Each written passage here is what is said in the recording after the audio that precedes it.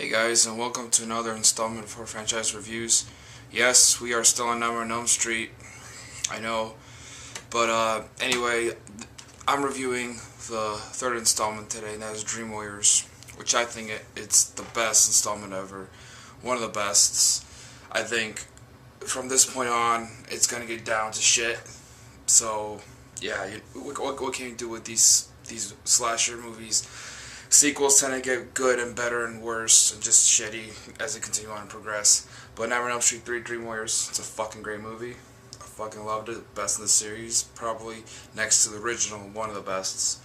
It starts out with this girl named Kristen. She is staying up late. She is basically building a house, a replica of Nancy's house where Nancy lived in the original. She goes in the house, basically outside, and sees the kids jumping rope. She goes inside the house with the little girl on the tricycle. And then Freddy comes along, so she takes the girl with her. The girl melts into a skull, which is fucking awesome. The house is very creepy, very true to the original house in the first Nightmare on Elm Street. And she sees a bunch of dead kids hanging by rope, by like walls in a room where Freddy killed them all. And she basically, after that, she's still in a dream. She goes to wash her hands, whatever, and then the sing handles grab her, and all this, and Freddy shows up and cuts her up, and then after that, she gets a cut on her wrist right here, and is sent to a ward where she meets all these other people, and also Heather Langenkamp. Also Lawrence Fishburne, how do you say his name? He's in this film. Lawrence Fishburne, he's in this movie. So, Kristen, she meets all these other kids, that have the same problems with Freddy. She also meets Heather Langenkamp, which she reprises her role from the first one.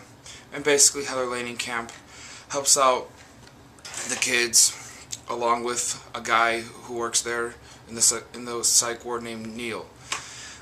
You also find out more background about Freddy Krueger.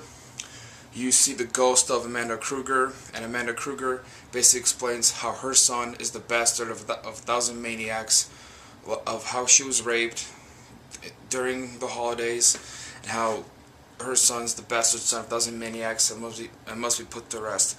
John Saxon also replays his role as Nancy's father. He's quite a different father from the first one. In the first one, you didn't know much about him. He just ignored Nancy.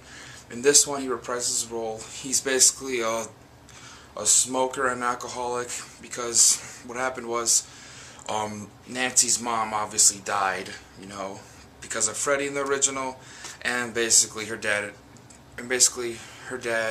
Nancy's dad, and her basically just broke off. The kids have fucking cool powers. One's a wizard. One's this big black dude who has muscles. In his dreams, he could just like break shit, assemble shit. One girl is beautiful in her dream, because in real life she's a heroin addict. One kid is a sleepwalker, which he has an awesome death. Freddy hangs him by like strings and shit.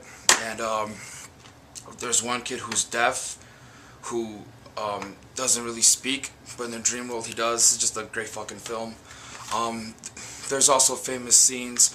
Logan's a primetime bitch when he throws the fucking girl in the TV set. Fucking crazy. Just a bunch of crazy shit. Yes, it's corny. It's gonna progress to getting cornier and cornier, but this is just a great fucking film. You learn more about Freddy. You see his remains in the junkyard where he was, where his boiler room was. You see that in the junkyard. It's just a great fucking film. I don't know what else to say, guys. It's just a great film. A lot of cool scenes. The kids kick his ass. Very good. It's just an awesome film. You gotta love it. All of you guys have seen this film, Nightmare on Elm Street 3. Just fucking cool. They kick his ass. They use one uses wizard powers against him. One punches, kicks his ass. The chick who gets the heroin needle stuck in her, she uses these two like small kind of knives or whatever, blades, switchblades, fights against Freddy.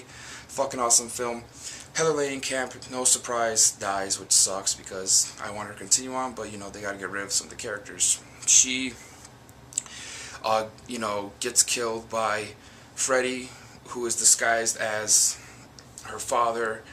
And basically she just gets like stabbed with the claws, just stabbed through, just goes in her, and then she basically just kills off Freddy right here in the heart. That's the ending pretty much. And fucking they have a funeral, and what's a surprise, which you don't realize, is Neil, the guy who was talking to the nun, that was Amanda Kruger.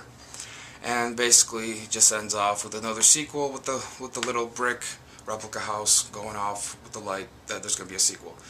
There's also stuff involved with the drug that could help these kids. There's a lot of characters in this movie. The one lady in the film who's in charge is a bitch, basically just a cunt. But yeah, that's about it, guys. I mean, what can I say? You all seen the fucking film. It's a classic. Nightmare on Elm Street 3, one of the best. Dokken, Dream Warriors, fucking awesome. Gotta love that shit. Alright, guys. That's it. That's all I'm gonna say. You all know the fucking film, obviously. I'm done. Nightmare on Elm Street 3, Dream Warriors, one of the best in my book. Love it. Fucking love it. Don't know how the series will progress after this, but might get better, might get shittier, who knows. But this one, definitely in the books. One of my favorites.